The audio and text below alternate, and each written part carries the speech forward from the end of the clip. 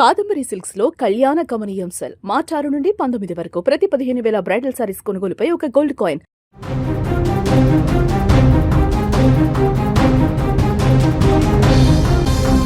విశాఖ గాజువాకలో దారుణమైనటువంటి ఘటన తాజాగా వెలుగు చూసింది. ఒక ప్రియురాలని అత్యంత దారుణంగా హత్య చేసి ఆమె శరీర భాగాలని ముక్కలు ముక్కలు చేసి ఒక భాగాన్ని ఆ ముక్కలు చేసిన భాగాన్ని ఫ్రిడ్జ్లో పెట్టినటువంటి దారుణ ఘటన ఇప్పుడు వెలుగులోకి వచ్చింది. అది కూడా విశాఖపట్నంలోని గాజువాకలో ఈ ఘటన బయటికి రావడం ఇప్పుడు రాష్ట్ర వ్యాప్తంగా సంచలనంగా మారింది. మనం గతంలో చూసాం శ్రద్ధావాకర్ హత్య కేసులో 2022లో దేశవ్యాప్తంగా పెను సంచలనం సృష్టించింది.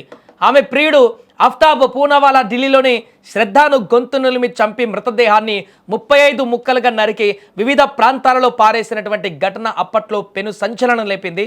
ఇప్పుడు అలాంటి ఘటన ఏపీలోని గాజువాకలో చోటు చేసుకుంది.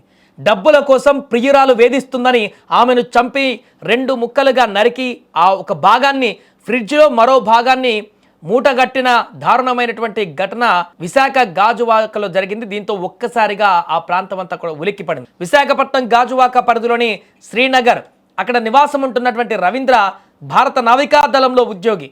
పెళ్ళై భార్య కూడా ఉంది. అయితే మౌనిక అనేటువంటి మరొక యువతితో రవీంద్రకు వివాహేతర సంబంధం ఏర్పడింది. వీరిద్దరి మధ్య గత కొంతకాలంగా గొడవలు జరుగుతున్నాయి. సీన్ కట్ చేస్తే ఆ రోజు రవీంద్ర భార్య ఇంట్లో లేదు, పుట్టింటికి వెళ్ళింది. అదే అదునుగా భావించిన రవీంద్ర మౌనికను తన ఇంటికి పిలిపించుకున్నాడు. వారిద్దరి మధ్య మాట పెరిగింది. ఆవేశంతో రగిలిపోయినటువంటి రవీంద్ర మౌనికను అత్యంత దారుణంగా హత్య చేశాడు. అయితే చంపిన తర్వాత అతనిలోని రాక్షసుడు బయటకు వచ్చేశాడు. సాక్ష్యాలు దొరకకుండా చేయాలని ప్లాన్ వేశాడో లేక పైశాచిక ఆనందం పొందాలనుకున్నాడో తెలియదు, కానీ మౌనిక మృతదేహాన్ని 2 ముక్కలుగా సపరేట్ చేశాడు. శరీరంలోని సగభాగాన్ని ఎవరూ గుర్తించకుండా ఫ్రిడ్జ్లో కుక్కాడు.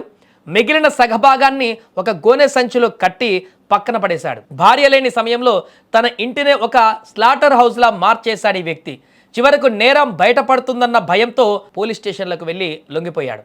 మొదట తప్పించుకోవడానికి ప్రయత్నం చేసినట్టుగా కనిపించింది. ఈ యొక్క శరీర భాగాలు మొత్తం కనపడకుండా, మృతదేహం కనపడకుండా, హత్య చేసిన ఆనవాళ్లు లేకుండా చేయాలనేటువంటి ఉద్దేశంతో ఆ భాగాలను ముక్కలు చేసినట్టుగా కనిపించింది. కానీ ఆ తర్వాత భయమో లేక అలాంటి ఈ యొక్క హత్యకు సంబంధించిన ఆనవాళ్లు చెరపడము, ఈ హత్య నుంచి బయటపడడం కష్టం అని చెప్పేసి అనుకున్నాడో తెలియదు, కానీ తను నేరుగా పోలీస్ స్టేషన్కి వెళ్ళి లొంగిపోయాడు. ఈ ఘటన చూస్తుంటే మన కొన్ని రోజుల క్రితం హైదరాబాద్లోని మీర్పేటలో కూడా జరిగినటువంటి ఒక ఘటన, దారుణమైనటువంటి ఘటన గుర్తుకు వస్తుంది. అక్కడ కూడా భార్యను చంపిన భర్త ఆమె శరీర భాగాలను ఫ్రిడ్జ్లో భద్రపరిచాడు. ఢిల్లీలోని శ్రద్ధావాకర్ కేసులో నిందితుడు అఫ్తాబ్ అనుసరించిన పద్ధతిని ఇక్కడ ఉన్న నేరగాళ్లు కూడా ఫాలో అవ్వడం ఆందోళన కలిగిస్తుంది. ఒకప్పుడు హత్య చేయడం అంటే భయపడేవారు, కానీ ఇప్పుడు సినిమా ప్రభావమో లేక సోషల్ మీడియాలో చూస్తున్నటువంటి క్రైమ్ వెబ్ సిరీస్ల ప్రభావమో కానీ నేరస్తులు శవాలను చంపడమే కాకుండా హత్య చేయడం కాకుండా ఆ శవాలను ముక్కలు ముక్కలు చేసి ఫ్రిడ్జ్లో దాచి రకరకాల వికృత చేష్టలకు పాల్పడుతున్నారు. ప్రేమ, మోహం, ఆవేశం ఈ మూడింటి కలయికతో ప్రాణాలు తీయడమే కాకుండా అత్యంత క్రూరంగా ప్రవర్తిస్తున్నారు. చూడండి ఎంత చక్కగా ఉందో అమ్మాయి మౌనిక. అలాంటి అమ్మాయిని అంత దారుణంగా హత్య చేసి ముక్కలు చేసి ఫ్రిడ్జ్లో పెట్టినటువంటి ఘటన అక్కడ అందరినీ కలిచివేస్తుంది. అక్కడ ఉన్నటువంటి స్థానికులైతే చుట్టుపక్కల వాళ్ళైతే భయాందోళనకు గురి చేస్తుంది. ఇంత క్రూరుడి మధ్యన ఇన్ని రోజులు మేమందరం కూడా ఈ ప్రాంతంలో ఉంది అనేటువంటి ఒక భయాందోళన కలుగుతున్నటువంటి పరిస్థితి.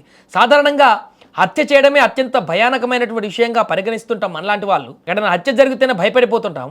అలాంటిది హత్య చేయడమే కాకుండా హత్య చేసిన తర్వాత పైశాచికానందం, రాక్షసానందం పొందుతూ ఆ మృతదేహం పైన కూడా కక్ష సాధించుకునేటువంటి విధంగా ముక్కలు ముక్కలు చేయడం, దారుణంగా పార్ట్స్ డివైడ్ చేయడము, రకరకాలుగా మొత్తం దాన్ని గ్రైండర్లో కూడా పట్టేయడం వేరే కొన్ని కేసులలో చూసా. ఇలాంటి ఉన్మాదానికి తావిస్తున్నటువంటి పరిస్థితి ఈ మధ్యకాలంలో ఏర్పడుతుంది. తాజాగా విశాఖలో జరిగినటువంటి, గాజువాకలో జరిగినటువంటి ఈ దారుణమైనటువంటి ఘటన తాలూకు అంశాలు ఇప్పుడు రాష్ట్రం 2 తెలుగు రాష్ట్రాల్లో కూడా సంచలనంగా మారాయి.